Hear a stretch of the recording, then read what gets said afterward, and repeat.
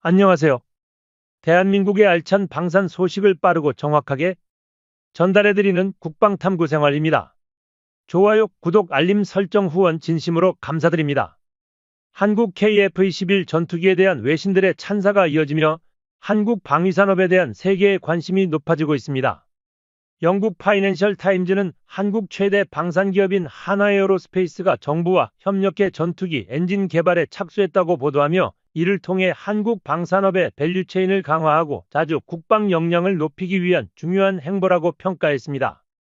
이 보도에서는 한국이 세계 7대 전투기 강국에 오를 것으로 내다보며 특집 기사를 실었습니다.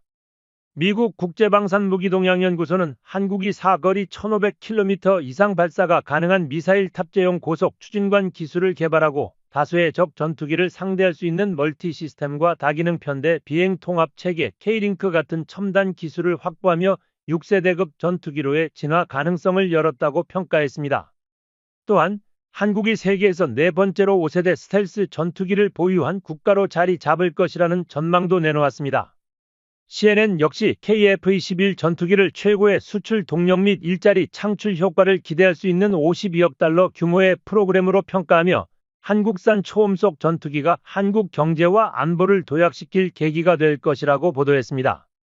외신들의 긍정적 평가를 통해 한국이 만든 전투기가 세계적으로 인정받고 있다는 사실을 실감할 수 있었습니다. 한국이 독자 개발한 KF-21 전투기는 세계 방산시장의 새로운 강자로 떠오르고 있습니다. 특히 최근 하나에어로스페이스와 한국항공우주산업카이가 KF-21 최초 양산 부품 공급 계약을 체결한 것은 이를 잘 보여주는 사례입니다. 하나에어로스페이스는 이번 계약을 통해 2028년까지 KF-21 전투기에 탑재될 보조 동력 장치를 포함한 17종의 핵심 구성품을 공급하게 되었으며 한국의 항공우주 기술이 세계적 수준에 도달했음을 증명하고 있습니다. 하나시스템이 개발한 핵심 장비들도 주목받고 있습니다. 전투기의 두뇌 역할을 하는 임무 컴퓨터, 조종사의 시야를 지원하는 시스템, 그리고 과거 기술 이전이 거부되었던 적외선 탐색 및 추적 장비, 적외선 탐색 추적 장비까지 모두 자체 기술로 개발되었습니다. 현재 대한민국은 완전한 국산 엔진 개발에도 박차를 가하고 있습니다. 현재 사용 중인 엔진은 미국 기술로 라이선스 제작된 제품이지만 한국산 부품의 비율이 높아졌습니다. 대한민국은 이를 넘어 완전한 한국산 엔진 개발에서 실질적인 성과를 거두고 있습니다. 하나에어로스페이스 경남 창원 제1사업장의 엔진연소 시운전실 시험실에서 불투명한 유리창 너머로 공중에 매달린 엔진의 점화가 이루어지자 굉음과 함께 뒤쪽에서 푸른 화염이 일직선으로 뿜어져 나왔습니다. 엔진 시운전실은 다양한 엔진 성능을 실험하기에 최적화된 환경으로 항공엔진 국산화라는 염원을 달성하기에 적합한 시설을 제공합니다. 하나에어로스페이스와 두산에너빌리티가 협력하여 엔진 개발을 진행하면서 점차 성과가 나타나고 있으며 이제는 KF-21 보람의 전투기에 탑재될 엔진 부품에서도 성과를 확인할 수 있습니다. 과거와는 달리 대한민국이 최첨단 기술력을 활용하는 능력이 뛰어나게 발전했음을 전 세계에 보여주는 증거입니다. 현재 항공 엔진을 자체 기술로 개발할 수 있는 국가는 6개국 미만으로 많은 나라가 엄격한 수출 통제를 통해 항공 엔진 기술을 보호하고 있습니다. 그러나 대한민국은 이러한 기술에서 성과를 내며 항공기술 강국으로 자리 잡고 있습니다. 한국의 KF-21 보라매와 수리온 헬기 등에도 외국산 엔진이 탑재되고 있지만 아무리 한국 기술로 제작된 동체라도 엔진이 없으면 무용지물이 됩니다. 이에 따라 수출 시 반드시 엔진 생산국의 허가를 받아야 하는 어려움이 따르기 때문에 한국의 엔진 개발은 특히나 주목받고 있습니다. 현재 정부는 국방과학연구소를 중심으로 15,000파운드급 이상의 항공엔진 개발을 목표로 개념 연구를 진행하고 있습니다. 이 사업에 참여한 하나에어로스페이스와 두산에너빌리티는 각각 항공엔진의 개념 설계안과 개발 전략을 제출했으며 양사는 KF-21 전투기에 탑재된 미국 제너럴 일렉트릭의 F414 엔진을 기반으로 한 신규 엔진 모델을 목표로 하고 있습니다. 한국산 엔진 시제 모델 설계를 살펴보면 기존 엔진에 비해 출력과 연료 소모율이 무려 10에서 15%가량 개선되었다는 점을 확인할 수 있습니다. 이번 엔진 사업에 참여한 하나에어로스페이스와 두산에너빌리티는 모두 높은 기술력을 보유한 기업입니다. 하나에어로스페이스는 현재 KF-21 전투기에 탑재된 F414 엔진을 라이선스 생산하고 있으며 세계 3대 글로벌 엔진사의 주요 부품 공급사로도 잘 알려져 있습니다. 이러한 글로벌 주요 업체와 파트너십을 맺는 항공 엔진 관련 기업은 일본의 IHI, 독일의 MTU 등 극히 일부에 불과하며 하나에어로스페이스가 가진 기술적 위상을 잘 보여줍니다. 그만큼 엔진 관련 기술력을 확보하고 있다고 평가할 수 있습니다. 두산에너빌리티는 가스터빈 엔진 분야에서 한국 내 유일하며 전 세계적으로는 6번째로 설계 기술을 보유한 기업입니다. 미국 제너럴 일렉트릭, 일본 미쓰비시 파워, 독일 지멘스에 이어 2019년 두산에너빌리티는 발전용 대형 가스터빈 국산화에 성공했습니다. 발전용 가스터빈과 항공기용 가스터빈은 모두 공기를 압축하고 연료를 연소시켜 고온의 가스를 발생시킨 뒤 이 고온의 가스를 이용해 터빈을 돌려 기계적 에너지를 생성하는 원리로 작동합니다. 특히 1500도가 넘는 배기가스의 열을 견딜 수 있는 소재를 개발하는 것이 항공용이나 발전용 가스터빈 기술의 핵심이라고 할 수 있습니다. 항공기의 추진력을 얻기 위한 초고온, 초고압 환경에서도 엔진이 변형되지 않아야 하므로 구성 부품의 소재 개발은 매우 중요합니다. 두산에너빌리티 송용진 부사장은 항공용 터빈은 지상뿐 아니라 높은 고도에서도 급격한 속도 변화를 겪기 때문에 블레이드의 크기는 작아도 기술적으로 더 어려운 점이 있을 수 있다고 언급했습니다. 하지만 두산은 특수 소재를 많이 다뤄본 경험을 바탕으로 충분히 도전할 만한 역량을 갖추고 있다고 밝혔습니다. 두산은 항공용 엔진이 요구하는 섭씨 1500도 이상의 고온 터빈 입구 온도를 견딜 수 있는 설계 및 제작 기술을 보유하고 있습니다. 섭씨 1500도는 금속에 녹는 점을 초과하는 가혹한 환경이며 이러한 온도에서 작동하려면 고난도의 냉각 설계와 소재 기술이 필수적입니다. 두산은 이미 섭씨 1680도 고온 환경을 극복할 수 있는 연소기와 터빈 기기 설계, 냉각 기술을 확보했습니다. 이 기술의 우수성은 하나에어로스페이스와 비교해보면 더욱 명확해집니다. 하나에어로스페이스는 1800켈빈, 즉 섭씨 1527도의 터빈 입구 온도 TIT 기술을 2029년까지 개발 완료하는 것을 목표로 하고 있습니다. 하나에어로스페이스 또한 가장 어려운 과제 중 하나로 고온을 견디는 소재 개발을 꼽고 있습니다. 터빈이 작동하는 환경이 섭씨 1600도라고 가정하면 약 1000도는 소재 기술이, 나머지 600도는 냉각 기술과 코팅 기술이 담당하게 됩니다. 회전 장비이기 때문에 높은 피로도를 견뎌야 하며 복잡한 형상을 만들어야 하고 냉각을 위해 정밀 가공이 요구됩니다. 특히 두산은 고온 시험과 관련하여 국내 최대 규모로 200대 이상의 크리프 시험기를 보유하고 있으며 이를 통해 장시간 시험 데이터를 축적하고 있습니다. 현재 19년에 걸쳐 연속 시험 중인 장비도 있어 이 분야에서의 기술적 경험이 상당히 깊다고 할 수 있습니다. 터빈 온도 1680도까지 견딜 수 있는 능력은 독일 지멘스나 미국 GE보다도 높은 수준으로 평가받고 있습니다. 터빈 입구 온도라고 불리는 이 성능 지표는 가스터빈 엔진에서 가장 중요한 척도 중 하나로 제트 엔진 기술력의 상징으로 간주되기도 합니다. 국방과학연구소 ADD가 두산과 협력해 엔진을 개발하는 것도 이러한 기술적 우수성 때문입니다. 최근 ADD에서 진행된 한국형 엔진 개발 사업 설명회에서도 두산과 한화의 프레젠테이션 결과는 각각 설계와 생산 부문에서 높은 평가를 받았습니다. 중요한 점은 두산과 한화가 경쟁 관계가 아니라 협력업체로 함께 한국형 엔진 개발에 나선다는 것입니다. 생산 측면에서 두산은 핵심 중간재를 공급하는 역할을 맡게 되어 한화와의 협력은 한국산 엔진을 더욱 높은 품질로 완성하는 데 기여할 것입니다. 대한민국의 국산 엔진 개발 의지는 매우 확고합니다. 사실 해외 선도 기업들과의 국제 공동 개발은 개발 시간을 단축시킬 수 있지만 그 대가로 국내 기술 축적이 제한되고 지식재산권 확보에서도 제약이 발생합니다. 따라서 전투기 동체 개발은 공동으로 진행하더라도 엔진 개발은 독자적으로 수행하겠다는 방침을 고수하고 있습니다. 국산 전투기 개발은 최초 논의가 시작된 이후 체계 개발에 착수하기까지 무려 17년이 걸렸습니다. 사업 타당성을 7차례 이상 검토하는 등 수많은 난관이 있었지만 결국 국산 전투기를 개발해낸 것은 기술진에게 큰 자신감을 안겨주었습니다. 현재 KF-21 전투기의 국산 엔진 최대 출력 목표는 약 44,000파운드에 이르며 중국산 엔진과 비교해 월등히 높은 출력을 자랑합니다. 특히 KF-21 전투기 블록2에서는 고도의 열 탐지 레이더 기술에 대응하기 위해 다양한 스텔스 기술이 적용되고 있으며 엔진 배기 노즐에도 한국형 스텔스 엔진 기술을 채택할 예정입니다. 한국형 스텔스 기술은 엔진 온도를 낮추고 적외선 탐지 성능을 크게 개선할 수 있으며 기존의 원형 노즐 대신 일정 간격으로 돌출된 형태를 가진 스텔스 디자인을 본격적으로 채택하였습니다. 최근 KF-21 전투기는 국산 엔진을 활용한 가동 및 시연을 시작했습니다. KF-21 전투기의 엔진 지상시험은 앞으로 2년 동안 반복시험을 목표로 진행되며 고도와 비행거리, 이륙 중량 등을 점진적으로 증가시키는 방식으로 안전성을 최우선으로 두고 진행될 예정입니다. 4만 파운드급 추력은 프랑스의 라팔 전투기 엔진과 유럽연합의 유로파이터 타이푼보다도 훨씬 강력하며 이러한 성능의 전투기 엔진을 한국은 2030년까지 개발하는 것을 목표로 하고 있습니다. 이를 위해 1차적으로 한국산 무인기에 엔진을 장착해 비행시험을 진행하고 있으며 첫 번째는 소형 무인기에서 시작해 점차 대형 무인기와 스텔스 무인 전투기로 확대되고 있습니다. 최종적으로는 한국산 KF-21 전투기에 국산 엔진을 장착하는 것이 목표입니다. 결국 대한민국은 모든 부품을 하나씩 국산화하며 국산 엔진 개발과 함께 진정한 5세대 스텔스 기술 개발에도 속도를 내고 있습니다. 이에 대한 11월 21일의 영상에서 아메리칸 매체 에어로플랩은 한국산 KF-21 전투기의 3가지 개량형을 소개하며 한국이 본격적으로 스텔스 전투기 개발에 나섰다고 보도했습니다.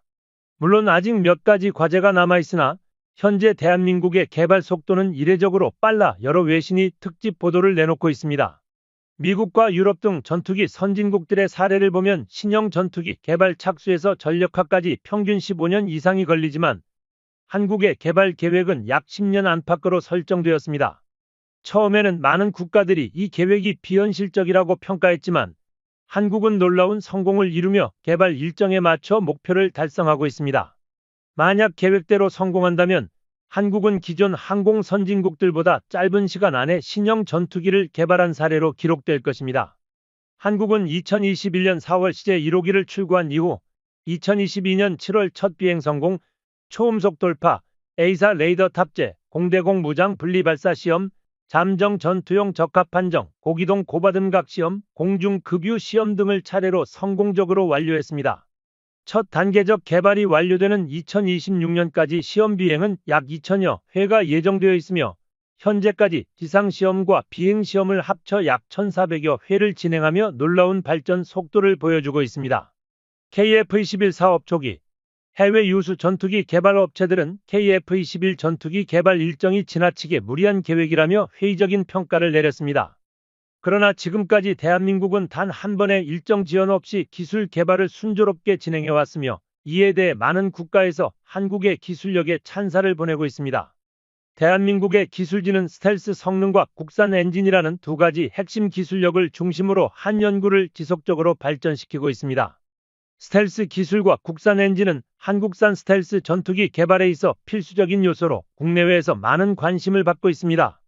반면 러시아와 중국을 포함한 여러 국가들은 5세대 스텔스 전투기 개발을 주장했지만 성능 논란이 끊이지 않아 기대에 미치지 못하는 결과를 보여주었습니다. 스텔스 기술을 완벽히 구현할 수 있는 국가는 여전히 극소수에 불과하다는 점을 보여줍니다. 세계 여러 국가들이 5세대 전투기를 건너뛰고 6세대 전투기 개발에 도전하고 있지만 과학기술적 측면에서 성공 가능성이 낮은 시도라는 평가를 받고 있습니다. 대한민국은 4세대와 5세대 전투기 개발에 차근차근 도전하며 기본적인 스텔스 기술과 미래 첨단 기술을 하나씩 확보해가고 있습니다. KF-21 전투기의 스텔스 기술은 꾸준히 개선되고 있으며 현재 4.5세대급 성능을 갖춘 블록 1 개발이 막바지 단계에 있습니다. 더불어 2028년까지 완성을 목표로 하는 KF-21 블록 2 개발도 진행 중입니다. 초기에는 한국의 스텔스기 제작 가능성을 의심하던 국가들도 대한민국이 새로운 스텔스 물질을 개발하고 공식 연구 자료를 발표하자 놀라움을 감추지 못했습니다. 사실 대한민국의 스텔스 기술 개발은 오래전부터 시작되었습니다. 국방과학연구소는 민간기업과 협력하여 1999년 스텔스 기술 개발을 시작했고 2008년에는 스텔스 성능 실험을 성공적으로 통과하며 국산화에 성공했습니다. KF-21에 탑재된 스텔스 기술은 전파 흡수 기능을 갖추고 있어 탐지율을 크게 낮췄습니다. KF-21 블록 1은 완벽한 스텔스 전투기로는 볼 수 없지만 계획된 사항입니다. 블록 2에서는 스텔스기의 필수 장비로 평가받는 MWS와 덕컴이 탑재될 예정입니다. 특히 덕컴은 이미 국산 개발에 성공한 장비로 수리온 계열 헬기에 탑재되어 최종 테스트를 마쳤습니다. KF-21 전투기의 스텔스 성능은 세계 최강 스텔스기로 꼽히는 F-22 랩터나 F-35와 같은 수준은 아니지만 주요 군사 강국들의 전투기와 비교했을 때 이미 뛰어난 성능을 갖추고 있다는 평가를 받고 있습니다. 또한 한국이 개발한 스텔스 소재는 미국의 방산 기업 록히드 마틴에서도 협력을 요청할 정도로 우수성을 인정받고 있습니다. 아직 KF-21에 완전히 적용되지 않은 이 스텔스 소재는 향후 블록2에 적용될 예정으로 개발 중이며 결국 KF-21 전투기는 세계적 수준의 고성능 전투기로 성장할 것이라는 전망이 지배적입니다. 2024년 현재 기준으로도 세계 최강 전투기는 여전히 F-22 랩터로 평가되고 있습니다. 최대 중량 38톤에 달하는 대형 전폭기임에도 불구하고 뛰어난 기동성을 자랑하며 무장 탑재량 역시 F-35 전투기를 훨씬 능가합니다. 하지만 지나치게 높은 단가와 운영 유지비로 인해 효율적인 운영이 어려운 상황입니다. 이러한 이유로 많은 전문가들은 실질적으로 운영되는 최강의 전투기로 F-35를 꼽고 있습니다. F-35 전투기는 우리 공군도 사용하는 다목적 전투기로 세계 최강의 위치를 굳히고 있으며 최근에는 중국과 러시아의 5세대 전투기에 대응하기 위해 지속적인 업그레이드가 이루어지고 있습니다. 그러나 대한민국은 미국산 전투기의 단점인 높은 비용 대비 가성비 문제를 극복하며 KF-21이 향후 블록2와 블록3로 발전하면서 스텔스 측면에서도 기술적 우위를 확보할 것이라는 분석이 제기되고 있습니다. 일각에서는 한국이 아무리 노력해도 5세대 전투기의 벽을 뛰어넘기 어려울 것이라는 부정적인 의견을 내놓았으나 최근 한국은 스텔스 기술 분야에서 폭발적인 성과를 내며 이를 반박하고 있습니다. 스텔스 기술은 간단히 말해 레이더 전파가 송신기로 돌아가지 못하게 하여 탐지를 회피하는 기술입니다. 레이더의 원리가 박쥐가 초음파로 어둠 속 사물의 위치를 파악하는 것과 유사하기에 전파의 송수신을 방해하면 이를 효과적으로 속일 수 있습니다. 현대 스텔스 기술은 설계 컴퓨터 기술의 발전으로 곡선 형태를 유지하면서 레이더 전파를 송신기와 다른 방향으로 반사하도록 설계됩니다. KF-21 전투기는 레이더 탐지 면적 RCS를 최소화하기 위한 시험을 통해 스텔스 성능을 극대화한 형상으로 제작되었습니다. 또한 국방과학연구소와 한화시스템은 스텔스기에 적용 가능한 소형 저피탐 안테나 기술, 즉 컨포멀 안테나 형상 기술을 완벽히 개발하는 데 성공했다고 발표했습니다. 미국을 비롯한 전투기 선진국들은 스텔스 형태의 컨포멀 안테나 기술에 대해 해외 수출을 제한해왔기 때문에 이전에는 이를 도입할 수 없었으나 이제 상황이 완전히 달라졌습니다.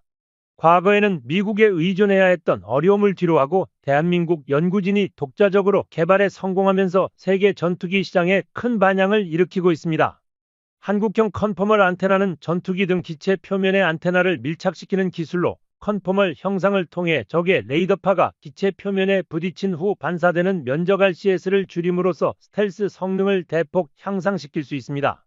이 기술은 일반인에게는 이해하기 어려울 수 있지만 KF-21 전투기의 5세대 스텔스기로의 진화를 지원하며 기존 무기체계에 사용되던 통신장비의 안테나 형상만 변경하면 스텔스 무기체계로 전환할 수 있다는 점에서 혁신적인 기술로 평가받고 있습니다. 또한 이 기술은 무기체계와 지휘통제체계 간 실시간 통신 링크를 안정적으로 유지할 수 있도록 도와줍니다. 현재 개념 연구 중인 무인 스텔스기에도 필수적인 특징으로 중국이 목표로 삼고 있는 6세대 전투기의 중요한 요소이기도 합니다. 하지만 여전히 중국에서는 한국의 기술 성장을 폄하하며 비난을 이어가고 있습니다. 중국의 인민일보는 자국의 제-20 전투기 기술을 자화자찬하면서도 대한민국의 KF-21 전투기의 이륙 및 비행 과정을 목격하고 충격을 받았다고 전했습니다.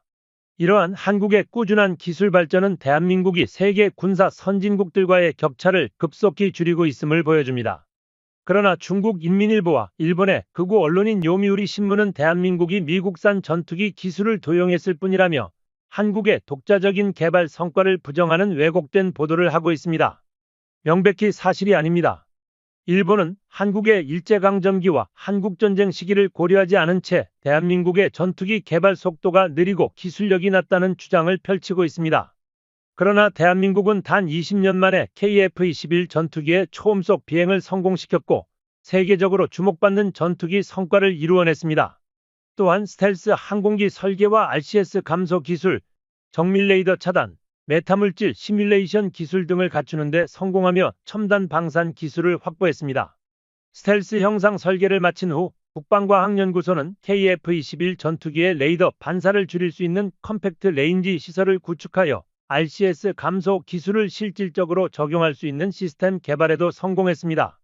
대한민국은 아무것도 없는 상태에서 맨땅에 헤딩하며 20년 만에 전투기 엔진 기술을 포함한 첨단 무기체계 개발에서 놀라운 성과를 이루어냈습니다. 한국은 동북아 주변국들과는 달리 모든 무기체계를 첨단 기술로 승부하며 세계를 놀라게 하고 있습니다. 실제 전쟁을 경험했던 한국은 자주 국방을 목표로 꾸준히 노력해왔고 최근 그 결실을 맺고 있는 중입니다. 대한민국의 전투기 엔진 개발이 성공적으로 완료되어 완전한 국산 초음속 전투기가 실전 배치되기를 기대합니다. 이상 지금까지 국방탐구생활이었습니다. 구독, 좋아요, 알림 설정 해두시면 매일 신속하고 정확한 방산 소식 전달해드리겠습니다. 구독자 여러분 좋은 하루 되세요.